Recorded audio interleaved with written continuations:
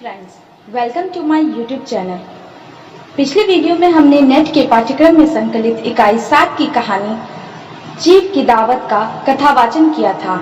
अगर आपने उस वीडियो को नहीं देखा तो नीचे डिस्क्रिप्शन में उस वीडियो का लिंक दिया है, आप आसानी से वो वीडियो देख सकते हैं। आज के इस वीडियो में हम चीफ की दावत कहानी के परीक्षा उपयोगी महत्वपूर्ण बिंदुओं पर चर्चा करेंगे। तो आइए देखते हैं इस कहानी के महत्वपूर्ण बिंदुओं को। प्रगतिशील कहानीकार के रूप में भीष्म साहनी सर्वपरिचित व्यक्तित्व हैं। उनकी प्रमुख रचनाएं हैं भाग्य रेखा, पहला पाठ, पाली, निशाचर, वांगचू, झरोखे, कड़ियां, बसंती, तमस, मैया दास की माड़ी और कुंतो, हानुस, कबीरा, खरा बाजार में, माधवी एवं मुआवजे। भीष्म साहनी ने अपनी कथा साहित्य में मध्य वर्ग के संस्कारों को बहुत गहराई से विश्लेषित करने का प्रयास किया है। इनकी कहानियों में वर्गगत भेदभाव, आर्थिक जटिलताओं के साथ साथ चरित्रों की कुंठित मनस्थिति, अंतर्विरोध और जीवन के कटु अनुभवों की अभिव्यक्ति हुई है। इनकी कहानियों का एक निश्चित उद्देश्य रहता है और वह है मनुष्य का विषमता के विरोध में किए जा रहे संघर्ष का यथातथ्य वर्णन करना।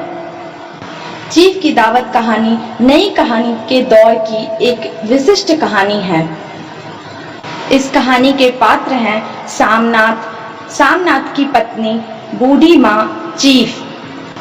सामनाथ की माँ वात्सल्य की प्रतिमा के रूप में चित्रित हुई है और सामनाथ मध्य वर्ग के एक दुनियादार, महत्वाकांक्षी, खुशामदी, प्रदर्शन प्रिय, अवसरवादी व्यक्ति के रूप में ही दिखाया गया है। प्रस्तुत कहानी में चित्रित सामनाथ और उसकी पत्नी के व्यवहारों के पीछे छिपे स्वार्थों और अंतर्विरोधों को लेखक ने कुशलता से सूचित किया है।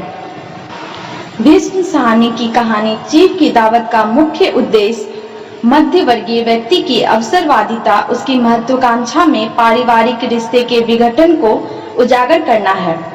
मध्य वर्ग के व्यक्ति की यह सामान्य विशेषता है कि वह उच्च वर्ग में शामिल होने के अवसरों की तलाश में रहता है, चाहे वह स्वयं निम्न वर्ग से मध्य वर्ग में पहुंचा हो। आधुनिक परिवारों में बूढ़ों की किस प्रकार उपेक्षा होती है और उनकी क्या दुर्दशा होती है, यह दिखाना भी इस कहानी का उद्देश्य है। आधुनिक दिखने की चाह में मध्य वर्गीय व्यक्ति प्रदर्शन प्रिय हो गया और बूढ़ी माँ चीफ की दावत के समय प्रदर्शन योग्य वस्तु नहीं बल्कि कूड़ी की तरह कहीं छिपाने की वस्तु हो गई है। झूठी प्रदर्शन प्रियता और छद्म आधुनिकता की कलात्मक व्यंजना इस कहानी में हुई है। जीवन के यथार्थ और पात्रों के मनोविज्ञान का कुशल समन्वय इस कहानी में हुआ है। कहानी का शीर्षक चीफ की दावत कहानी की मुख्य कथा वस्तु, उसके मुख्य घटना स्थल, उसकी मुख्य संवेदना के अनुकूल है। चीफ कोई भी हो सकता है, इसीलिए उसका नाम नहीं बताया गया, पर प्रत्येक चीफ को खुश करने के लिए उसे दावत देना जरूरी है। आधुनिक संस्कृति दिखावे की संस्कृति है, पर इस संस्कृति में माँ के लिए कोई स्थान नहीं। कथा वस्तु प्रस्तुत कहानी में चीफ की दावत के लिए की जा रही तैयारी का वर्णन है। इसमें सामनाथ और उसकी पत्नी लगी है। उन्हें विदेशी चीफ की नजरों में आधुनिक तथा सुसंस्कृत दिखने की अधिक चिंता है। इस चिंता के कारण से सामान्यतः पूरे घर की सजावट और विशेषतः ड्राइंग रूम की सजावट पर विशेष ध्यान देते हैं। प्रत्येक वस्तु को उसके उचित स्थान पर रखने और घर के कूड़े को कहीं छिपाने के लिए दोनों प्रयत्नशील हैं। आधुनिकता और संस्कृति के प्रदर्शन की तैयारी में एक बाधा तब उपस्थित हो गई जब सामनाथ का ध्यान अपनी बूढ़ी माँ की ओर गया, जो उसकी नजरों में प्रदर्शन के योग्य नहीं है और इसलिए वह चीफ से मिलाने के लिए योग्य नहीं है। उसे लगा कि उसे चीफ की नजरों से ओझल नहीं किया जा सकता, तो उसने माँ को प्रदर्शन योग्य बनाने का निश्चय कर लिया। उसने माँ को बताया कि कैसे कुर्सी पर बैठा जाए और वह कैसे कपड़े पहने।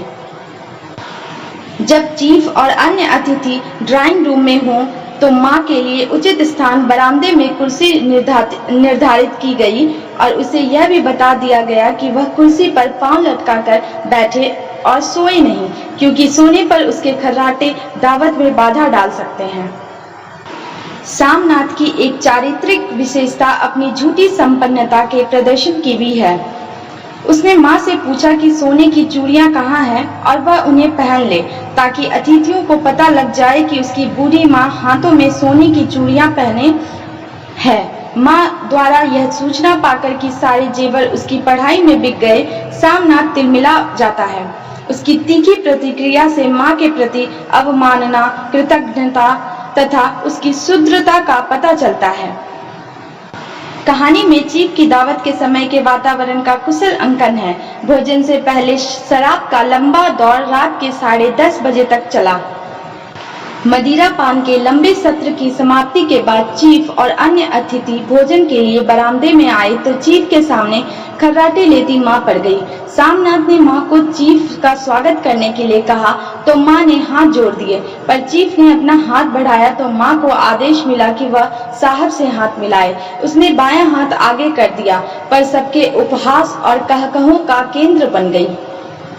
कहानी के उस मोड़ पर बूढ़ी माँ की स्थिति तब और भी निरीह हो गई जब उसके बेटे ने आदेश दिया कि चीफ को अपनी फुलकारी दिखा दे। उसने पुरानी फटी हुई फुलकारी आगे कर दी। साहब ने फुलकारी में थोड़ी रुचि दिखाई तो सामनाथ ने तुरंत वादा कर लिया कि उसकी माँ उसके लिए नई फुलकारी बना देगी।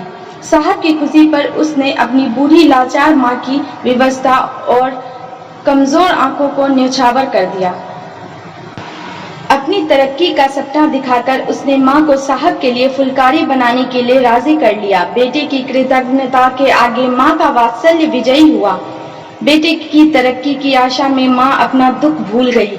कहानी का अंत करुण है, पर माँ की ममता को गौरवान्वित कर जाता है। इस कहानी की महत्वपूर्ण पंक्तियाँ। चीफ की इच्छा जानकर वह माँ से गाने की फरमाइश भी कर बैठा। यहाँ भी माँ की विवशता बड़ी करुण हो उठी। मना करते करते भी उसे पंजाबी लोकगीत गाना पड़ा और उसके गाने पर भी हंसी और कहकहों के स्वर तेज हो गए। उस दृश्य को कहानीकार ने यूं प्रस्तुत किया है।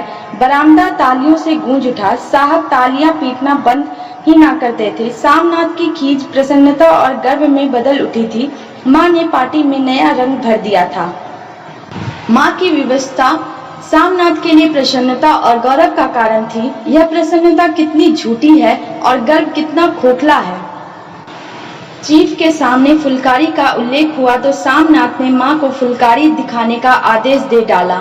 वह बेचारी अपनी पुरानी फटी फुलकारी ले आई। माँ की विपन्नता का हाल फटी हुई फुलकारी का बता रही थी।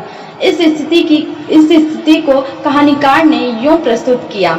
साहब बड़ी रुचि से फुलकारी देखने लगे। पुरानी फुलकारी थी, जगह जगह से उसके तागे टूट रहे थे और कपड़ा फटने लगा था। साहब की रुचि देखकर सामनाथ बोले, यह फटी हुई है साहब, मैं आपको नई बनवा दूंगा। माँ बना देगी। क्यों माँ? साहब को फुलकारी बहुत पसंद है, इन्हें ऐसी ही एक फुलकारी बना दोगी ना? ऊपर के उद्धरण से स्पष्ट है कि सामनाथ माँ को नई फुलकारी लाकर नहीं दे सका, पर साहब के लिए वह नई फुलकारी बनवाने के लिए चिंतित है। साहब को फुलकारी पसंद है, यह बात उसके लिए अधिक महत्वपूर्ण है। माँ की नजर कमजोर है और नई फुलकारी बनाने के योग्य नहीं, यह बात उपेक्षणीय है। आशा करती हूँ कि मेरा छोटा सा प्रयास आप सभी को अच्छा लगा होगा। अगर वीडियो पसंद आए तो चैनल को लाइक, शेयर, सब्सक्राइब करें और बेल आइकन दबाएं ताकि आने वाली वीडियोस की नोटिफिकेशन आपको मिल पाए।